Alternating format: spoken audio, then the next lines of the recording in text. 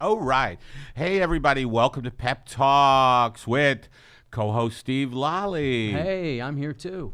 And we have a special guest today, a good friend of mine and an amazing musician and stand-up comedian, the wonderful David Zasloff. That's me. Good to be here. Thank you, Eddie. Yes, thank you. Could you get up on the mic a little? It's one of Yes, these I things can. where, yeah, there you go. Yes, I got it. Yeah. Okay. It looks so big, I thought I could just do it from a distance. I know. Big is not powerful necessarily. Big size. Nothing. Size doesn't matter with mics, I guess. Yeah. The CIA, and God, they're a great organization. Tiny tiny mics. Tiny mics. Yeah. Big power. A lot of power. The CIA. Great benefit package. Have Not you so worked for much anymore. Trump doesn't like them. They don't count. They got an opinion, and Hey, he let me says, tell you no, I something. don't think so. Let me tell you something. Trump Here Trump we go. knows where his bread is buttered. You can't fuck with the CIA. The CIA. How do you They'll know? have you killed. Well, how do I know? I don't. You're right. I mean, I've never had any dealings. Thank God. Because I'm the type of guy. I talk very tough. You look tough. Well, I've got my It's the newsy hat on. Yeah, you look tough. I look like an Irish. You look like a gangster. Boston gangster. I was Boston. gonna say Brooklyn. Brooklyn. That's where I'm from. I I should know. have said Brooklyn. I took a guess. But yeah, Trump knows that the CIA will kill him, and thank God I haven't had any dealings with CIA. Wait. The Trump does not know that they're going to kill him. Well, They're I not mean, going if to kill him. the CIA, No, they're not going to kill him. CIA wouldn't kill him. you don't think so? No. Why? Well, they might not like him, but they wouldn't kill him. They kill all over the world. Well, then the FBI would find out that the CIA did it.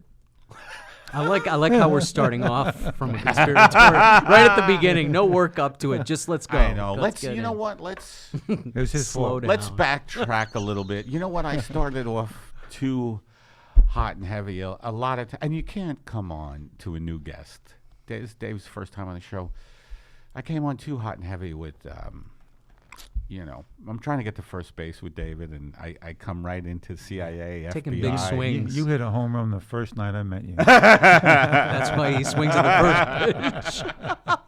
I do go for the home, like my comedy Yeah. is home run style.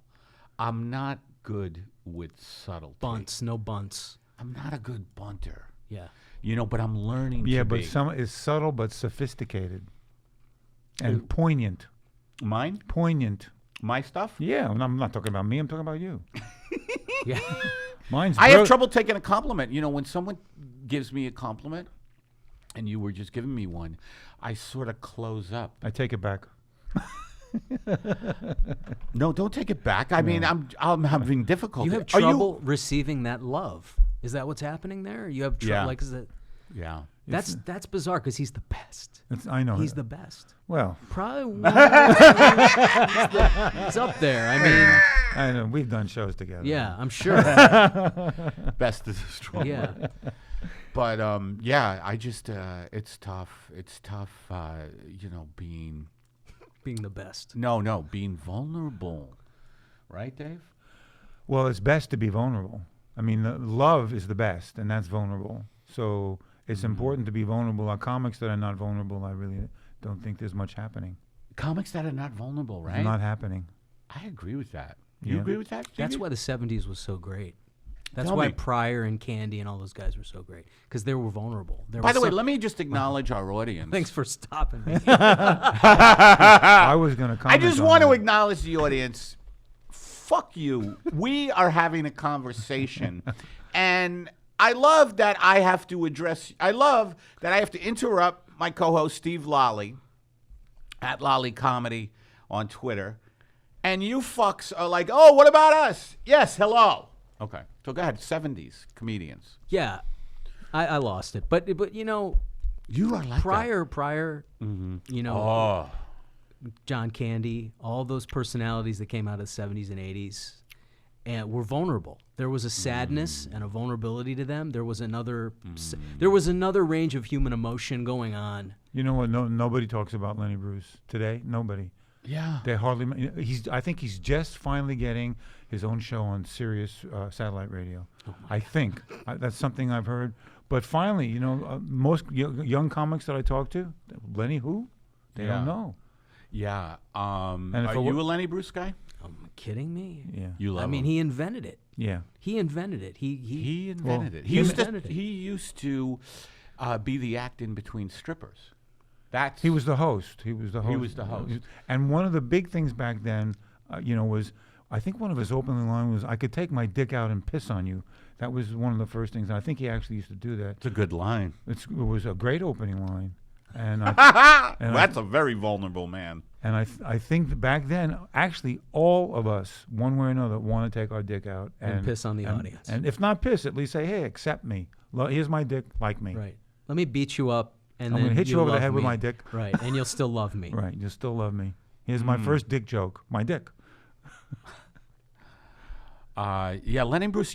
I haven't listened to Lenny Bruce in a while. Do you? Oh, I have. It's in my car. Yeah, I have CDs. Oh, nice. It's brilliant. It's brilliant. He in 1950. Yeah. He did the best monologue on the word nigger that anybody has ever done. He did that back then, and it was radical back then. Yeah. Well, the 50s. Yeah, and still pertinent. I'll say. The church. When you mentioned the word, I was like, "Holy shit!" Well, I'm just talking. We're talking sophisticated. We're talking talking about Lenny Bruce. I didn't say the word for myself. I know you didn't. I know you didn't. And I with Lenny Bruce, I remember him doing a bit about Father Flotsky, which hysterical. Father, yeah. What was that one again about? In the prison, Father Flotsky, the prison break, hysterical. And then he ended with a gay joke. There was gay in there. The guy that wanted to save from Father Flotsky was the gay guy who sold cosmetics in prison. It was hysterical.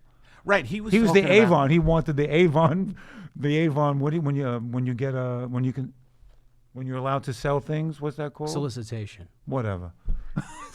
It's some word. I forget what it is. But he acted out all those I characters. know. He acted all out. of them. So he was doing impressions and making a social comment and doing all these things. I often wonder why, I find it hard to do act outs, but they are brilliant, and it's great stand-up comedy technique, isn't it? Maybe you should goof around with it more. Maybe I should. You should goof around with it more. Do you do act outs? I've seen you do very funny bits. With the one with the, that one where you, some game show. Oh yeah. That I do act out the Price is Right. Yeah. And then you do something where you go around in a circle. You're doing some crazy dance. Right, that's true. I guess I do act outs, but the way Lenny Bruce, I love comics who can seamlessly put him in. I'm talking to my mother and she's going, Harvey! Yeah. Like you go right into your mother. Right, like Mudbone, like Richard Pryor, Mudbone. Oh, well, that was... Yeah, he did that. That's one thing. Eddie Murphy was good at that. Raw. Was he? Yeah. He was really good at that. Yeah. Murphy did a whole thing with Pryor and Cosby. If you go watch Raw, he did a whole thing where he said, Bill Cosby called me up. And he said, "You cannot." He started doing Cosby. You can't speak Cosby. filthy. Yeah. He can't. You shouldn't talk dirty. What happened to Cosby? What's up with him lately? I think he's in. Boy, who knew, huh? Oh. About Bill Cosby being such a great comic, but not a very good guy. He tried to be Lenny Bruce, and they recalled the albums. Did you know that? He put out a dirty comedy album, Bill Cosby, in mid-1960s. He tried to put out a dirty comedy album. He wanted to be Lenny Bruce, and they recalled the album. It was so unpopular.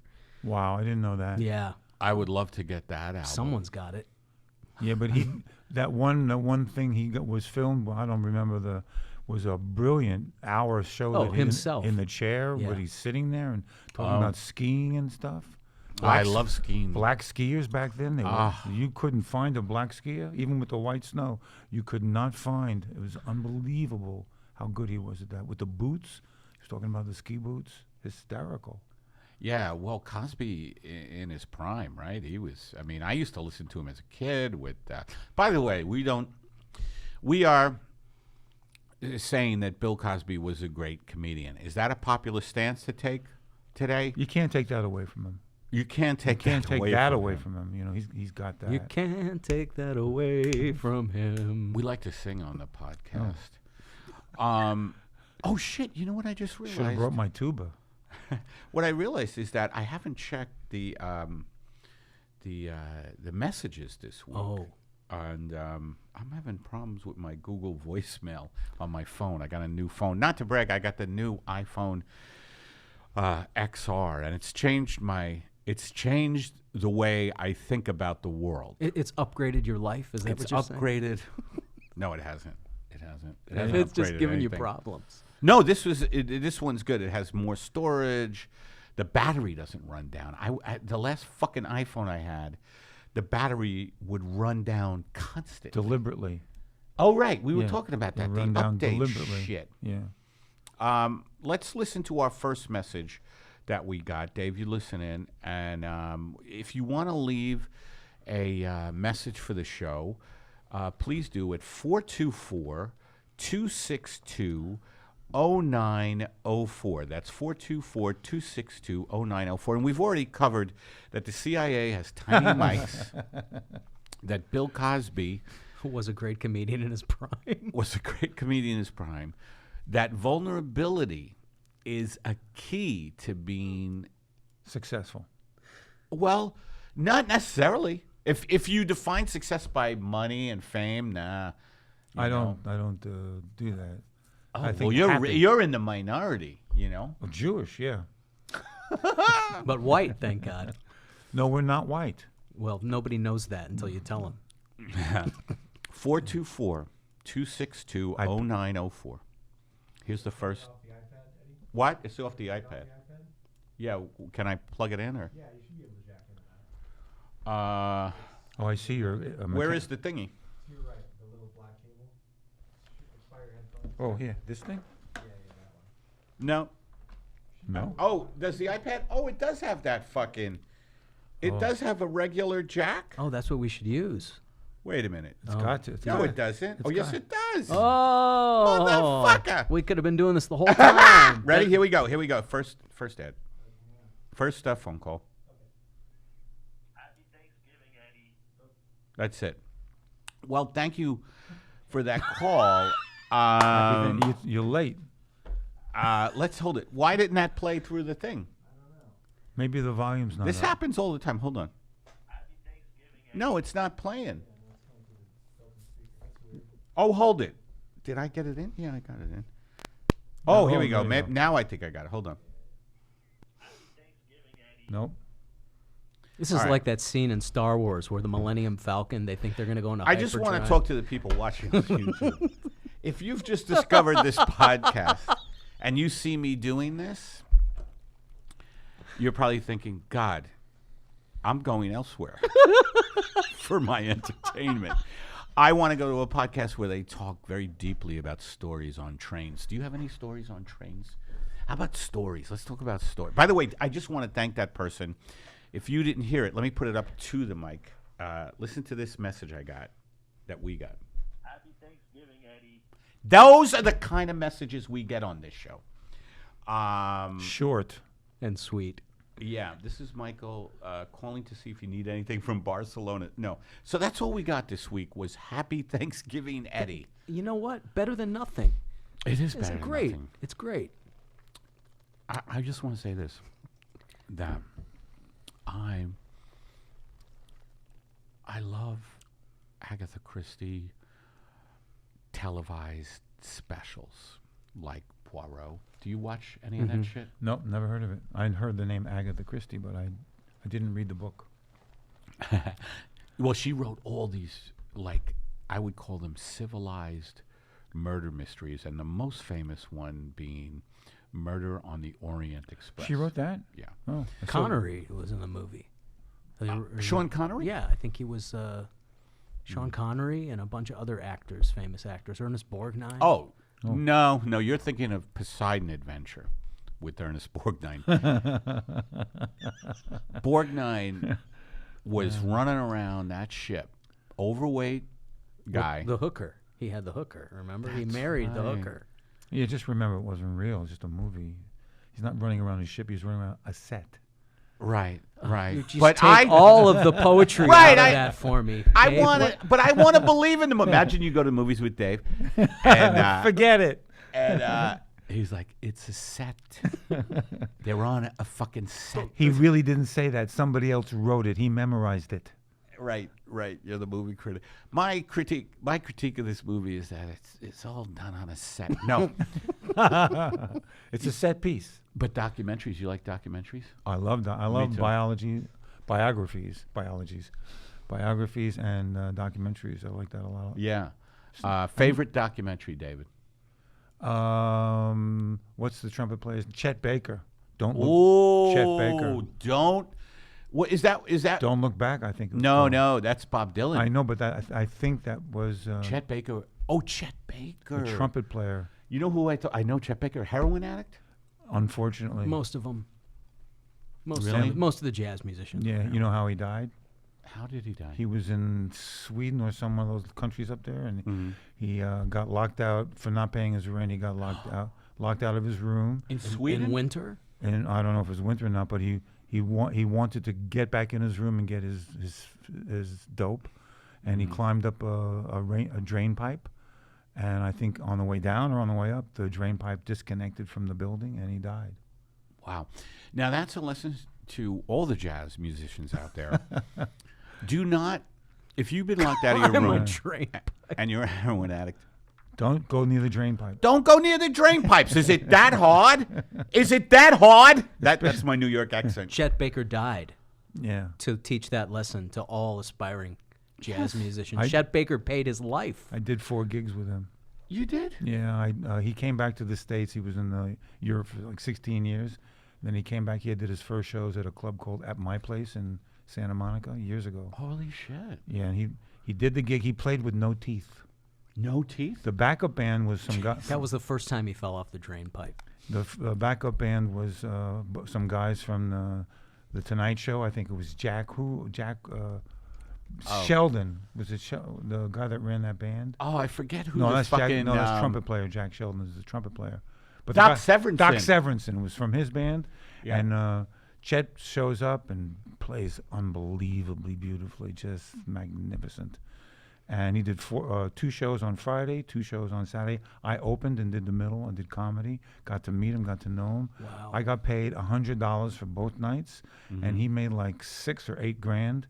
The manager of the club gave him gave the cash to the guy that booked it. The guy who booked it split on Chet, and Chet never made a penny.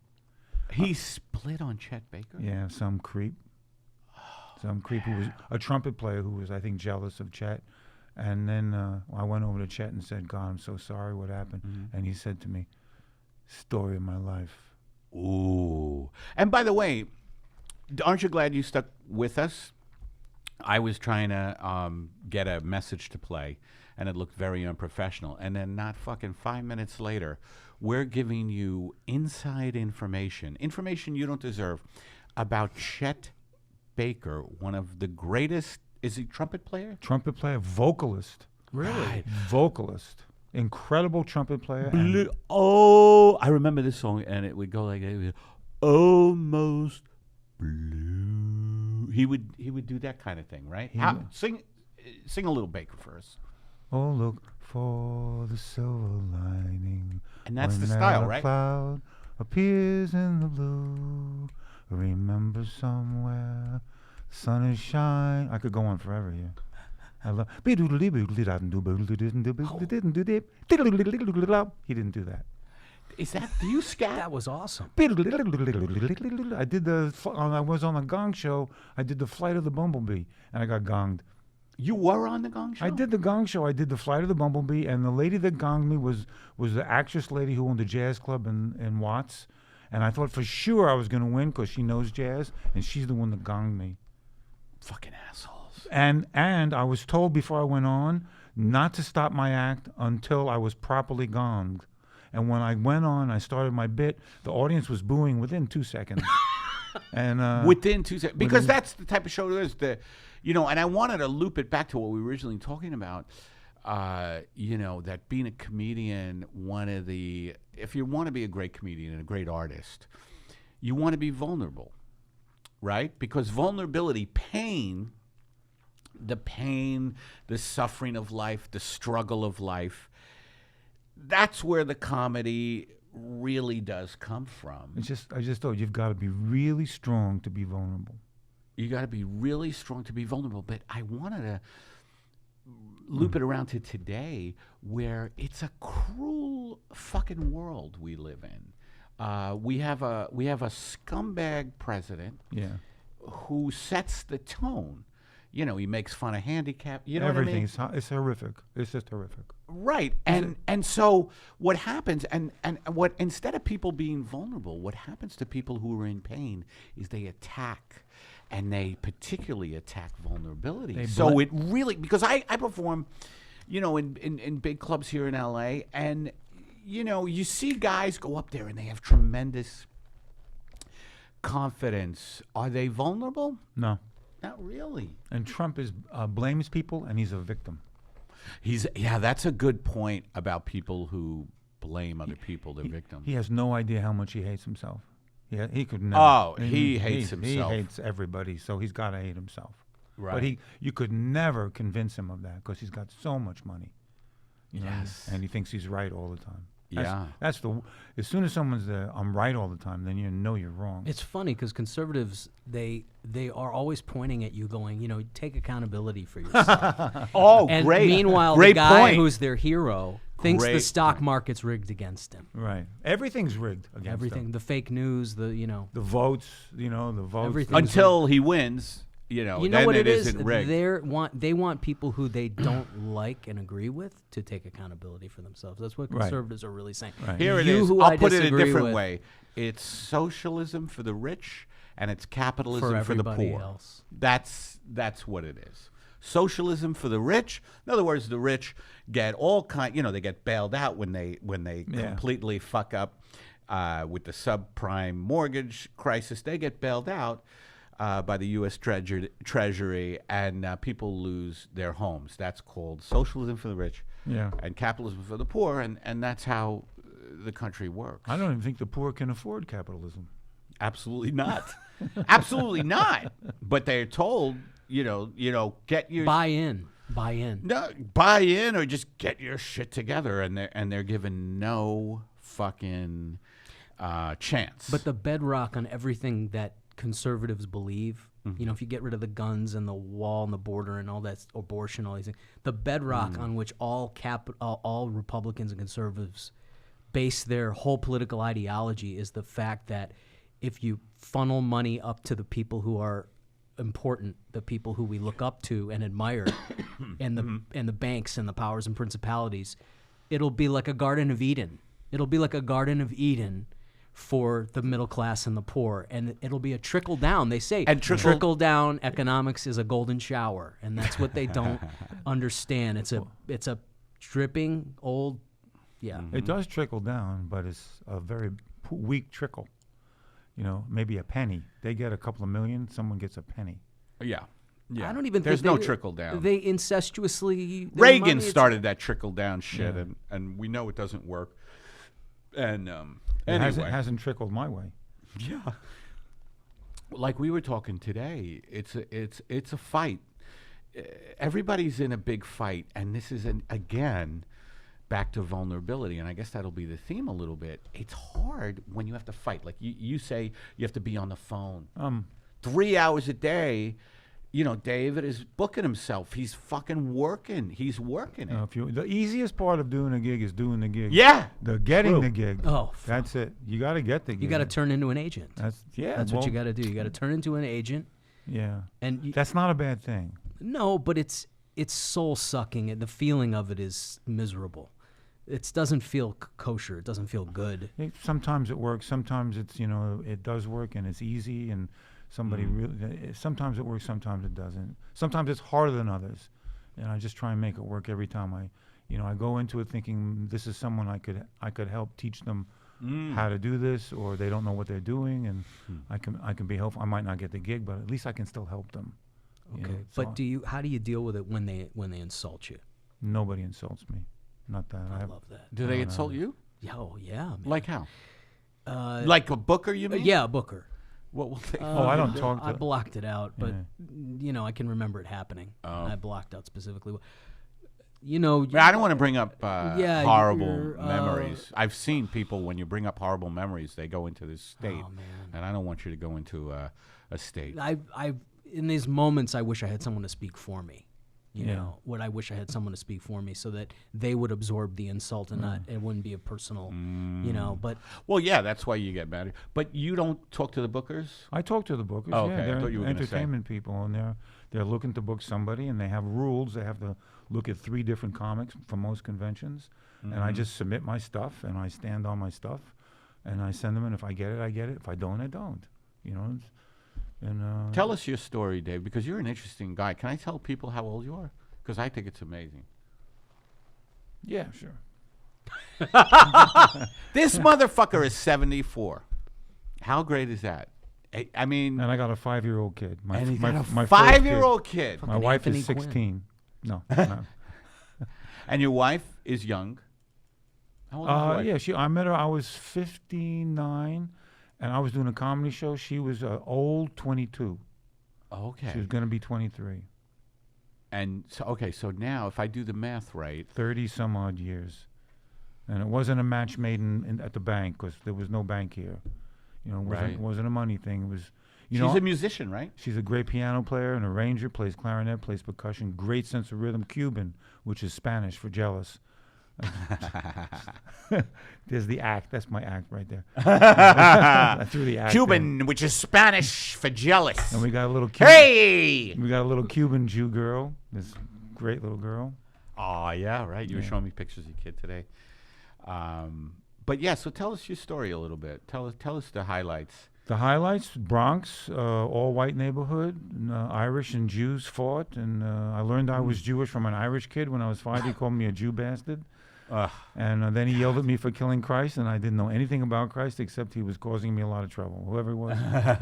And then I went to school in Harlem. In Harlem, they didn't hate me because I was Jewish. They hated me because I was white. Then I moved to Vermont. In Vermont, people didn't hate me because I was white or Jewish. They hated me because I was a New Yorker. And then I moved to Oregon years ago, before there was a bagel in Oregon. And they heard my New York accent. They thought I came from Australia. is that in the act? Because that should be in the act. Yeah, and they liked me, so I stayed. Never told them I was Jewish. I got a gig, denying I was Jewish. I got a gig in a delicatessen In Oregon? in Seattle. I moved to Seattle, and then I lived in Alaska in the woods with a gun for 4 months. You did? Shooting my own. I never told you that. No, I don't think so. Yeah, if I forgot, maybe I was scared to register it. I hitchhiked to Alaska from Oregon and got one ride, from the Oregon border all the way to Anchorage. And I walked into the woods in Kenai Peninsula, stayed there around there for about 4 months shooting. In the woods? In the woods. Shooting what? Wait, you were in a cabin or something? No. I had a tent and a lot of mosquitoes. That was the worst thing. The mosquitoes were terrible. What month were you there? January, March, May, June, August. May, the summer. June, July, August. Yeah. I didn't go in the winter. Yeah. Winter, you really got... No mosquitoes, but a whole other set of problems. I'm selling Alaska to somebody. Let me tell you something. You want to come where there's no mosquitoes? A New Yorker who's selling property in Alaska. You want to come where there's no mosquitoes? Come to Alaska. In the winter. In the winter, we got no mosquitoes. Right. Now, Don't of go to- course, you're going to have to really dress warm. And be careful there. It's cold. It's cold. fucking cold, even though due to climate change, the ice is melting and we're all going to die soon. You know what I'm talking about. Yeah, it was... I had a lot of rain that summer. A lot of rain. I learned how to make a fire in the rain and keep the fire going. I ate chipmunks, ptarmigan. Chipmunks. I Jesus didn't shoot it. I had a slingshot, and the chipmunk was running. King David over here. On a slingshot, and the chipmunk was running. I was hungry, and the chipmunk was running. You're talking up to a tree. vegan. Yeah, Dave. how do you feel about that, Eddie? So But if you're in I the don't want to woods- hear the exact details. As a vegan, I can't hear the details. When I left Alaska, I became a vegan. I stopped eating meat because I killed animals and I saw their spirit leave the body. I couldn't eat. and I shot a ptarmigan. What's and a ptarmigan? Ptarmigan's like a pheasant, only it's a little smaller. Yeah. And I walked over to it and I picked it up, and there were like 7 little baby ptarmigans. And I said, oh shit! Man. And you became vegan. When I left, after I left That's awesome. for about a week. Why did you do the survival thing, man? I was a wilderness guide before that. I was a river runner, river guide, and a ski instructor. And That's what. You see, Dave's done that. I've done all river that runner. stuff. It's amazing, Dave's 74, and just amazing how we live different lives. Like he's lived 20 lives. No, he has lived That's a lot of incredible. lives. I haven't even started yet. And I love that attitude. Like That's why he's got a kid. He seems like a 40-year-old guy. Maybe because he's lived 40. I got the bank account of a 12-year-old. But you got the young wife, and You don't deserve any of this. You don't deserve any of this. This is what the podcast's really for, by the way. So Eddie can just take it out on them. We have sponsors, Dave. Oh, great. Will they give us some gifts? We're hoping. One day. We're hoping. What kind of sponsor doesn't give a gift? Oh, wait till you hear these guys. Oh, they're great people. And it's the holidays. Let me see. Where are we? Here we are. Maybe I don't want it. Let's see. I'm going to read the first one. AAA Full Service. And I just want to, this is AAA. They're one of our sponsors. And we want to thank Matt Rasamoto for writing these ads. And thank you, AAA. I mean, I've always been a member of AAA. I find they're great, right? Mm-hmm. I mean, I find they're great because if you break down and you don't have AAA, what are you going to do, rely on yourself? We are not a reliant generation. That was the great generation. We are the shitty generation. So you have to have AAA Full Service. And here we go. The year was 1988. I had 3 lines on an episode of ABC's short-lived sci-fi series titled Probe. After we wrapped for the day, Parker Stevenson told me he had just bought a hot tub, and well, the rest of that night was pure Hollywood.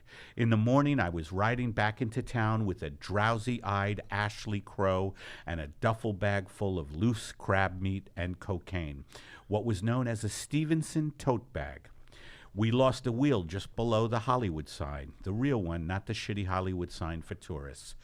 AAA showed up and loaded Ashley and her Saab onto the flatbed while I rode up front with the driver, a Bridget Nielsen type with Danny DeVito's voice and feet.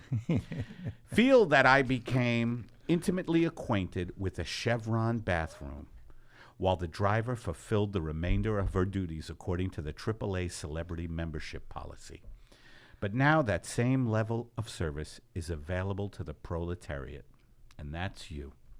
With AAA Full Service, you too can enjoy 24-hour professional roadside assistance from a trained technician and a non-optional gas station bathroom foot job while a hungover Ashley Crow eats fistfuls of duffel bag crab meat slathered in cocaine. Thank you, AAA. Thank you. They're great. And that was the real crab meat. Did you know who these people were he's talking about? Ashley Crow? I've never Parker Stevenson? I know Parker Stevenson. Oh, those are real people? Yeah, Are they? Sounds familiar. It sounds familiar because we know Parker Posey. Oh, maybe that's what it was. Parker. And Colonel Parker. Colonel Elvis Parker was Presley. Elvis's brother. Yeah. It was funny. Trump said the other day that he was in. I mean, he lied. He was doing one of his Hitler rallies, right? Talking to the dispossessed. Right. He talks to the dispossessed, and he's like the repossessed. He's a billionaire talking to people with nothing, and they've embraced him because he is a funnel for their hatred. And that's where fascism, and this is what I want to talk about again, vulnerability. Like, how do you be vulnerable in an age that is militant You stay and vulnerable. masculine? You stay vulnerable. Tough to do. You stay though, true right? to yourself. You stay true to whatever the essence of your soul is. That's the only way. That's the only way to proceed. Otherwise, I just walk around crying. And That's let the good. chips fall where they may. That's good. Like, I'll just go into, let's say, Chipotle, and I'll be like, this is me. I'll be like, hi. What a world, huh? Oh, let me get the tofu burrito, and you're a beautiful person, I think, underneath. God, oh God. Sir, do you want red beans or black beans? Black. Do you want anything else in it? So many onions, peppers. Sir, please, you're crying on other customers. Sorry. Thank you. Thank you. Thank you. Hey, when I feel sad, I go to Chipotle.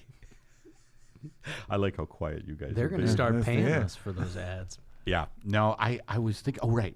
I was starving today after the gym, and I was on this, the horrible little strip. For college kids, there's a lot of college kids in North Hollywood. I go to the gym over there, and it's like they have Panda Express, which is shit. Yeah. And they have Chipotle, more shit. And just like that's what they have for the kids, fast food shit. And I wound up going to Panda Express because it looked good to me, like their chow mein or whatever. And, that was not a good move. I could have, I should have warned you. You were saying, yeah, well, you could get this. It wasn't, but. I saw when they pulled that fucking thing out and they started lumping the chow mein in there. I thought, yeah, he doesn't need all that. It was just terrible. Yeah, it was just. But. And I bring that up to talk about vulnerability. There's a good example. Like that bit I just did, right, about crying in Chipotle. It did not work. It did not work. There was dead silence. I mean, there's only 2-3 people here, and dead silence. Well, you're working it out. But how do you stay? It's funny, man. Like as a comedian, here's the paradox. You have to be vulnerable and completely have thick skin at the same fucking time. Because that kind of bit, when I was younger, and if nobody laughed, I would have got super nervous, super uptight, and super self-loathing, And now, I mean, you said, Steve, you've been going through a bit of a slump. We were talking about that last time. Yeah. How do you get at, it is a blessing, I guess. I just know I will. I know I'll be okay. And I don't know what that is. Steve's last couple of performances, he hasn't felt good on stage. It's bad. It happens. It's bad. It's no big deal. You just move on to the next one. No big deal. Maybe I think it's spiritual, man. I think it's Holy Spirit inside you. Like for me, it's a miserable going through that. And I don't usually go through it more than once. I have one bad show, and then the next show's fantastic. And I know when I have the bad show that something got eradicated there. But when I have a few in a row like that, I've had that happen too. The Holy too. Spirit is in me, and it's saying it's going to be okay. So I know it's going to be okay. Attacking it from a spiritual perspective is interesting. I'd fall apart if I didn't have. Look, in Judaism, and you probably know about this, we have Gevurah and Hesed. Hesed is loving kindness, and Gevurah is strength and boundary setting. And they have to be in balance, right? Ooh, I like that. The right That's and true. right and left hand of God are one is strength and the other is boundary setting. And so you got to be strong. You have to have be a badass, but you also have to have that. To be great, I think as a comedian, you have to have that loving kindness with it. Otherwise, I don't think the greatest comedians they all have had that. Every single one of them has had some element absolutely correct. Of that sensitivity. Absolutely correct. Absolutely. A sense of humanity and a sense of I think comedy, like any art, is a great spiritual quest. I mean, any art, yeah. Yeah, I've really, when I bomb, it's because I'm scared or I'm not living up to my. No, I'm scared, and I think I'm somebody other than who I am. When I'm not being genuine, and comedy has taught me to be genuine. It's taught me to accept myself, along with a lot of other things like finding real love in my life and being able to admit I needed love and then being able to be loving. I come from New York. I don't want to fucking love anybody. I just want to beat people up or get beat up, one or the other. And I've learned that that's not a good way to think. To think not defensively, but be able to defend myself when I need to. But it's a great spiritual quest. But in the beginning, you had to learn to be. This is the coolest thing. You had to learn to be tough first. So you had to learn to be tough, because I relate to this. You had to learn to be tough first, and then somehow the God forced love on you, forced this thing on you later. I mean, what's that about? Took a while. Right, me too. Took a while because the wrong love came around a lot. You know, the wrong woman, and I was picking them, so I'm not blaming any women. That I never do that. Never blame them. But God, I look for love in a lot of wrong places, just because I needed that. But not anymore. Not anymore. You know, I was worse than you, because I wanted to get laid. yeah. I would hook up with girls who were very nice girls, but who I didn't love, and then I would tell them, not that I don't love you, but I would say, I'm not your boyfriend. Yeah. Would you tell him like that? Yeah. I'm not your boyfriend, baby. Bitch. I can't be. A couple of I times. can't be put behind a prison bars, baby. And now suck my dick. Basically. And that was not good spiritually stuff. That No, that's was horrible. bad, yeah, very bad. I had a line in my show that said, I used to have the kind of love that can only be stopped by a restraining order. Then that was true, wasn't it? Yeah. I don't say anything that's not true. Not my act. It's all true. It was a welfare restraining order because I didn't have the money to pay for one. Oh, well, that's what it was. Well, that's great. And then I had to pay someone $35 to deliver it because you can't deliver it yourself.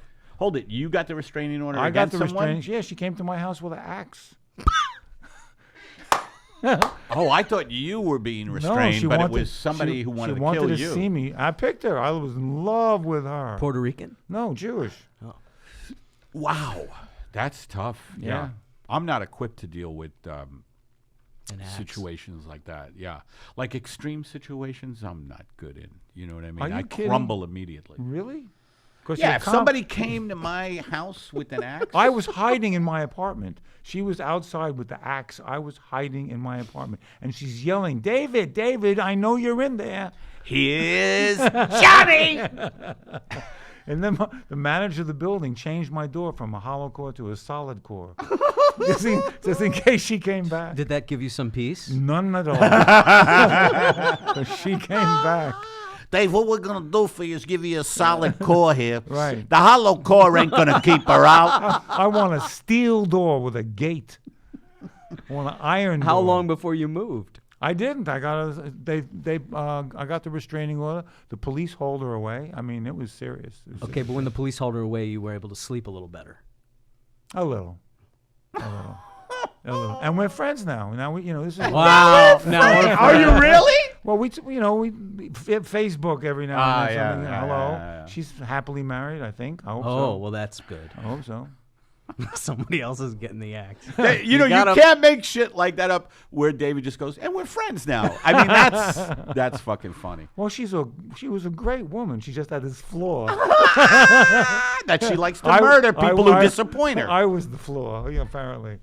Wow. What state was that in? California, here in L.A. Oh, here in L.A. L.A.'s got the craziest people. Oh, they're crazy everywhere. Men and women, they're nuts. Yeah, crazy everywhere. Everywhere. You don't think it's worse in L.A.? No, I think crazy people. It's different kind of crazy everywhere. Oh, different kind of crazy. different It's kind of crazy. crazy everywhere. The Zagat Guide to Insanity, Oregon. The craziness in Oregon it's got that rural flavor. Hey, I lived in crazy rural Oregon. Outside. Yeah, Tell us about what was the describe crazy flavor of insanity. Yeah. The guy, my neighbor, I was living. I had a little cabin in the woods. I had a wood stove, a wood heater, and a wood heater for the shower. It was a separate building, and I had an outhouse that had a flush toilet with no heater. And my neighbor lived in just the same condition, and he believed in Oral Roberts. He gave 10% of his money every month to Oral Roberts. That alone is crazy. And I would just give it straight to Fellatio Institute. he, we were Everybody gets a corny joke on this show. I just love bad jokes. I love bad jokes. So go ahead. We were talking, and I never told anybody I was Jewish. And then finally I told him I was Jewish, and he said, "Show me your horns." Was he serious? He was deadly serious, and I didn't know I was supposed to have horns, because I didn't read. I wasn't. No, but what's great with you is you're a jazz musician. You have plenty of horns. Well, that's a You different got- kind of horn. I know, but how great would that have been if you Yeah. would have been like, yeah, Here's here my you go. horn, man. Here's my horn. We needed a symbol after Right. that. No, we need a rim shot. A rim shot. We need- I'm hot today. Go ahead. So when I told him I was Jewish, he couldn't believe it because he liked me, and he said to me, "Well, you're not like all the other Jews." I said, "What other Jews do you know? You never met a Jew." And it was crazy. But a lot of people anti-Semitic in the woods. In the woods. Yeah. How come Jews, and I'm Jewish too, so I could talk about it. How come Jews don't like go in the woods and become their own type of hillbilly thing? Well, I think Yep. Going to read the Torah now. hey, Moshkin. Moshe, get the Torah. I got some moonshine. And where the hell is the mezuzah?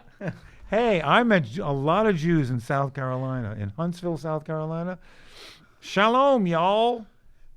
Yeah. Oh, that's kind of what I'm talking A about. lot of Jews. Oh, down yeah. there.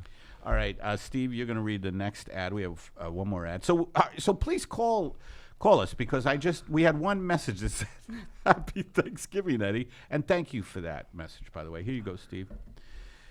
All right. This is one of our great sponsors, Love Apathy, which is how Eddie and his wife met, right?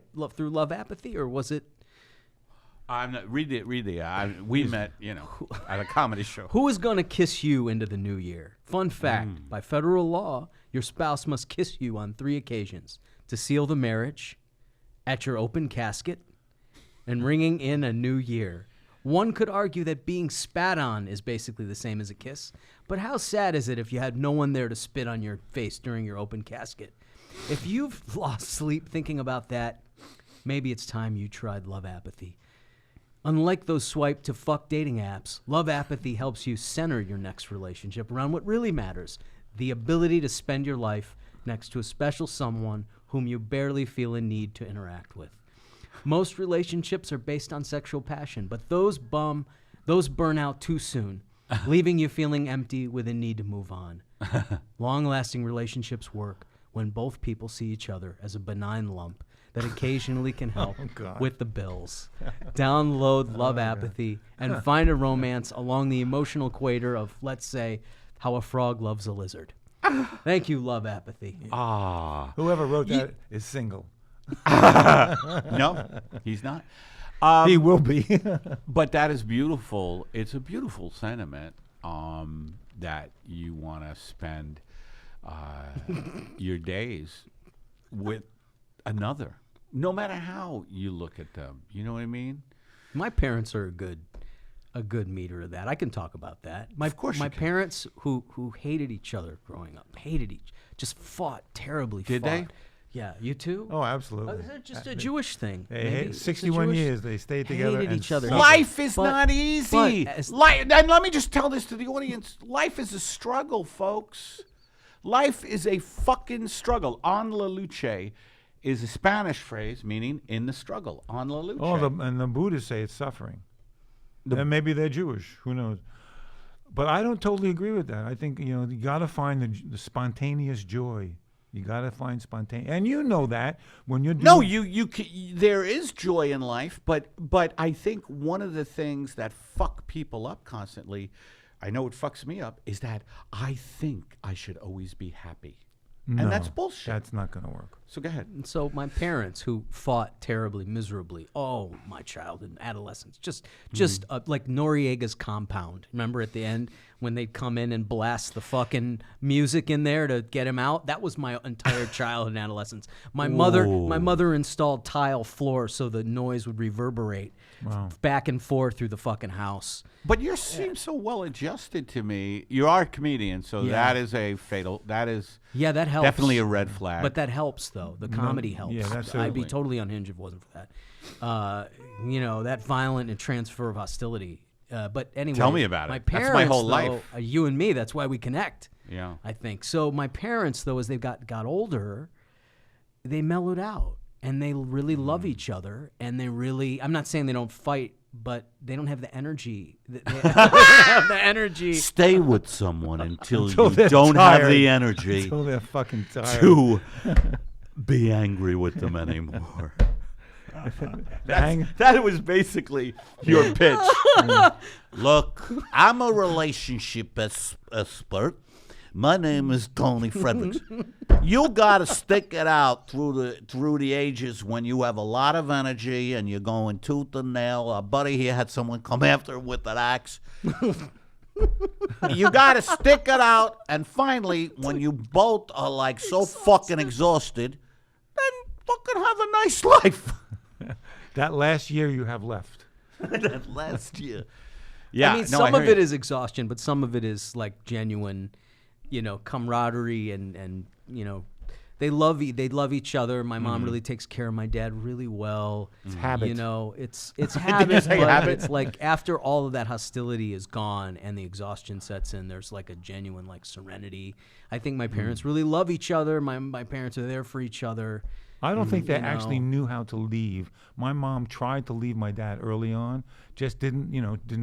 She didn't know where the door was. Went back to her parents. Where the fuck is the door, Al? They went back to her parents, and they kicked her back out. When she got married, they were happy to get rid of her. So she had no place left to go. It was the 30s and the 40s, and a single woman. 30s and the 40s, the only place you could go, there was malt shops. What else are you going to do? 30s or 40s, malt shops? No. I'm picturing like Mia Farrow in what was the one where she leaves Danny Aiello and goes in the movie theater and just watches the old movies on a loop? Purple Rose of Cairo. Oh, yeah. Remember I that? just watched Broadway Danny Rose. That's the best. That's the best. Wow.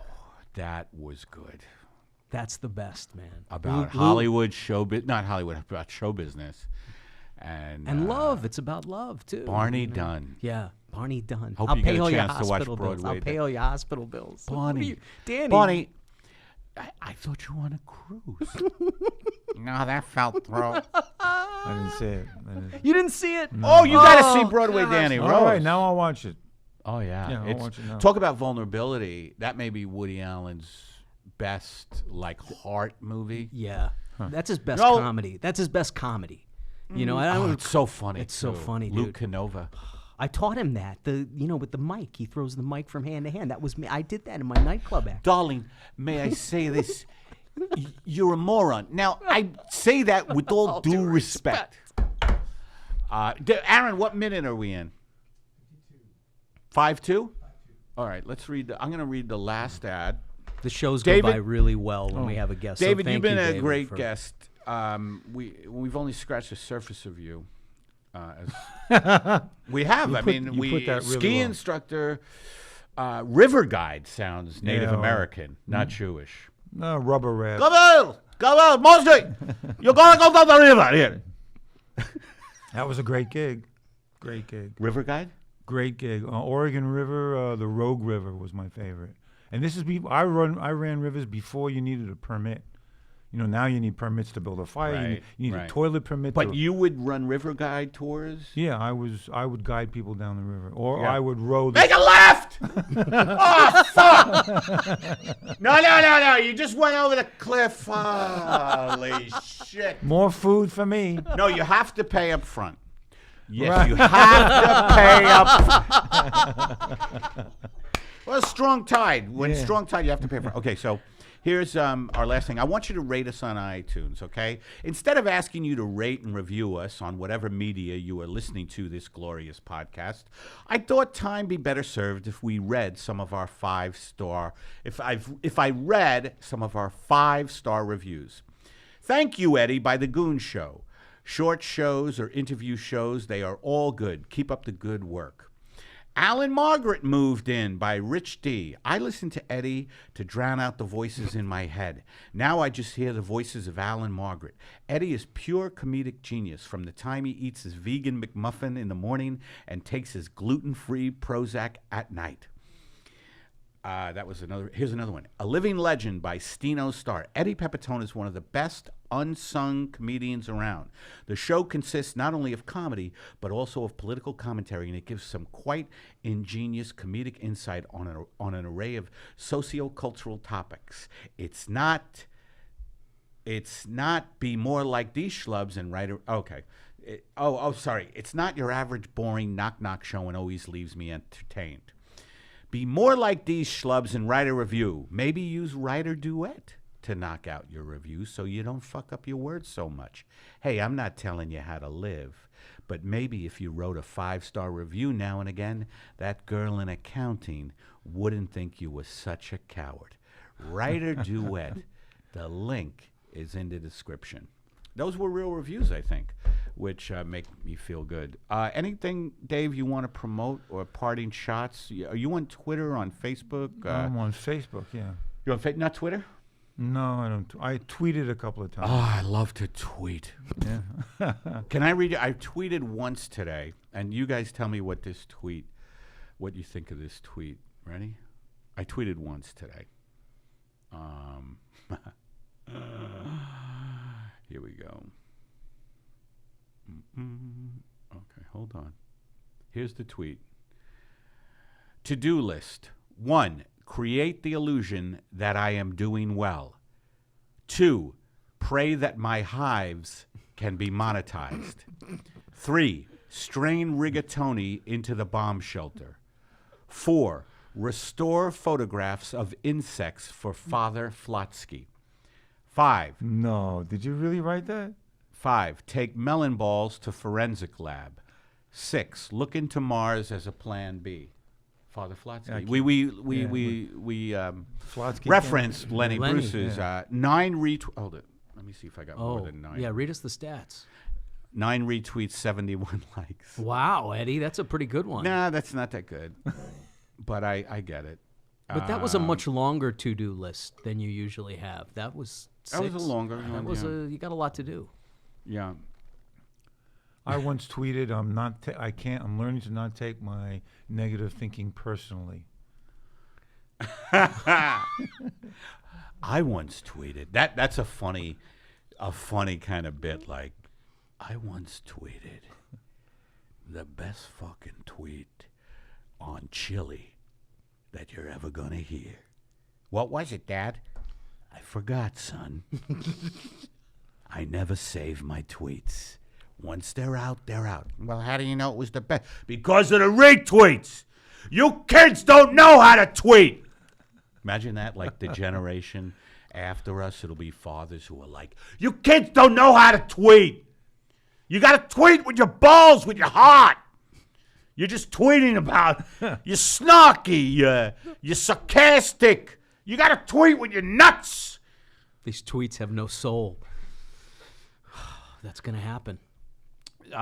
David Zasloff, thank you again. My pleasure, man. Good to see you. Yeah, great to see you. Steven, any shows coming up? 2019, I was booked for the Los Angeles Stand-Up Comedy Festival. I'll give you more info about that. What month? May or June. I forget the exact date. May or June, okay. Yeah, I'll know more about it. I should have written it down. But it's going to come up, so it'll All happen. right. And, guys, you could see me. I'll be at the Improv in the Comedy Store this week, so I'll tweet it out. I'm also at the Lyric Hyperion tonight. By the way, one thing we didn't even touch on is it's holiday season, and it's moving fast. We just went through Thanksgiving. I hope you're having a great Thanksgiving. And if I can impart one bit of wisdom from this podcast today, stay vulnerable. Please stay vulnerable, okay? Drive vulnerable. Be sensitive. Be sensitive. And carry a big stick. But carry a big stick. And the two, what was it? Boundaries and strength. Strength and loving kindness. Strength and loving kindness. Keep them in balance. And get AAA full service. You get the extra 200 miles? Good night, good day, good afternoon. And God bless you, everyone.